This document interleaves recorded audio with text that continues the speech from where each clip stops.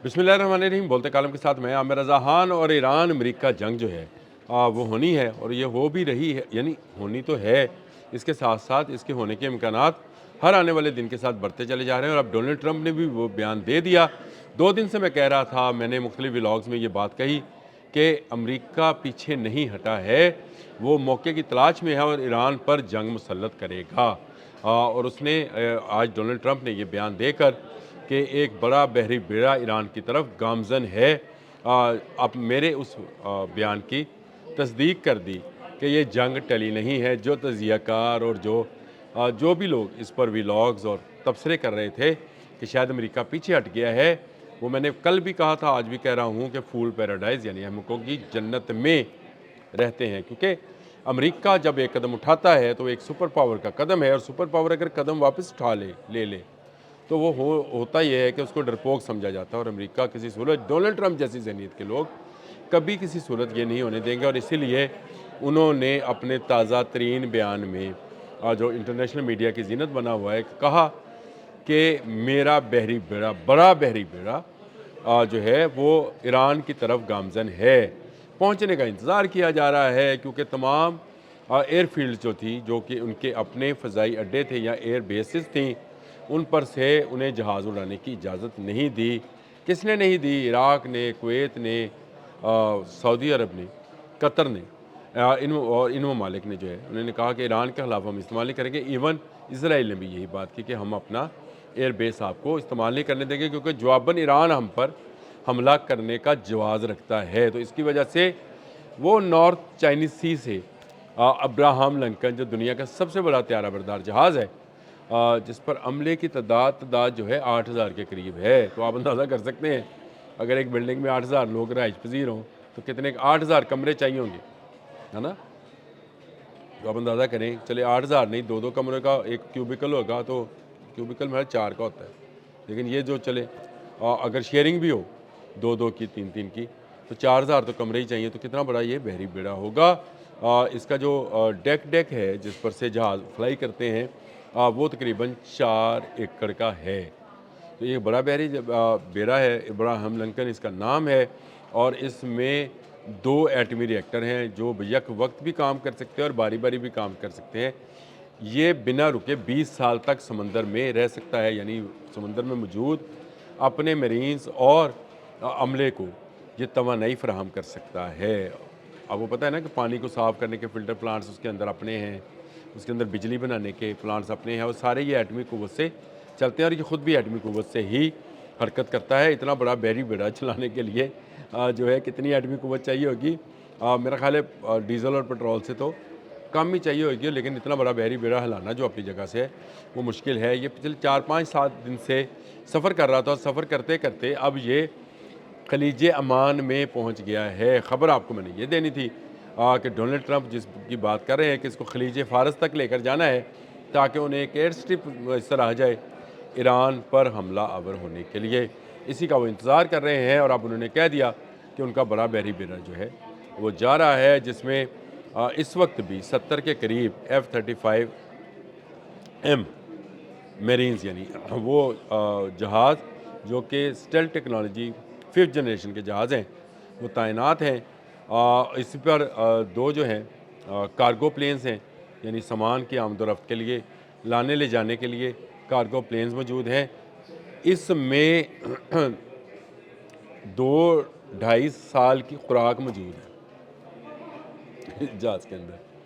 और इस जहाज़ के जो है हेलीकॉप्टर्स की तादाद भी जो है दुनिया में किसी और जहाज़ के ऊपर नहीं है। फिर मुख्तलिफ़ किस्म के इंटरसेप्टर्स, मिज़ाइल्स भी इस पर नस्ब हैं, जो कि आने वाले मिज़ाइल्स को तबाह बर्बाद कर सकते हैं। इसके साथ साथ अमेरिका की वो पनडुब्बियाँ, या जिनको हम सबमरीन्स कहते हैं और आबदोज़ कहते हैं उर्दू में, सारे लफ्ज़ ही हैं उसी के लिए हैं। ये जो हैं ये भी साथ सफ़र करती हैं, और ये सफ़र जारी व सारी है। अमान के साखल तक ये यानी अमान के समंदर तक पहुँच गए। अब इन्हें खलीज फ़ारस तक पहुँचने में मज़ीद चंद रोज़ लगेंगे, और उसके बाद इंतज़ार कीजिए कि कैसे यहाँ रजीम चेंज होगी ईरान के अंदर, या उस पर जंग मुसल्लत कर दी जाएगी। एवं मसूद पज़ेश्कियान ने ये नहीं कहा था कि हम जहाद का ऐलान करेंगे। देखें, خطرہ دونوں طرف برابر ہے۔ میں کہتا رہتا ہوں کہ ایران پر خطرہ ٹلا نہیں ہے، صرف اس کی حکمت عملی تبدیل ہوئی ہے۔ ڈونلڈ ٹرمپ کے آج کیا بیان یہ بی بی سی کی شاہ سرخیوں پر اس وقت بھی موجود ہے کہ ہمارا بڑا بحری بیڑا ایران کی طرف محو سفر ہے، یعنی وہاں تک خلیج فارس تک جانے کا وہ ہے، اس نے سفر کا آغاز کیا ہوا ہے۔ اور میں نے پھر چیک کیا تو کہاں پہ ہے اس وقت، ریڈار کی مدد سے پتہ چل جاتا ہے، آج کل پتہ چل جاتا ہے کہ وہ اس وقت خلیج عمان میں ہے اور یہاں سے وہ خلیج فارس کی طرف سفر کر رہا ہے۔ خلیج فارس وہ علاقہ ہے جہاں سے پوری دنیا کا تقریباً 40% تیل گزرتا ہے جو کہ خلیجی ممالک سے آتا ہے، اور اس پر ایران بیٹھا ہے اور ایران کو یہاں سے اپنا تیل بھی بھجوانا ہوتا ہے۔ یہ ساری تجارت جو ہے آئندہ امریکہ کے کنٹرول میں آ جائے گی، کیونکہ امریکہ کے پاس اس ایریا میں 2 ایئر فیلڈز میسر ہوں گی۔ ایک اس کا 5واں بحری بیڑا، یہ بھی کافی بڑا ہے اور اس پر بھی وہی جہاز ہیں، وہی اسلحہ تعینات ہے، لیکن دنیا کا سب سے بڑا جو بحری بیڑا ہے وہ محو سفر ہے اور ایران کی طرف جا رہا ہے۔ یہ جب ایران کے خلیج فارس میں پہنچے گا تو ڈونلڈ ٹرمپ اگلا اعلان کریں گے، اور اگلا اعلان وہ ہوگا کہ یہ تیل اب میری اجازت کے بغیر نہیں گزر سکتا۔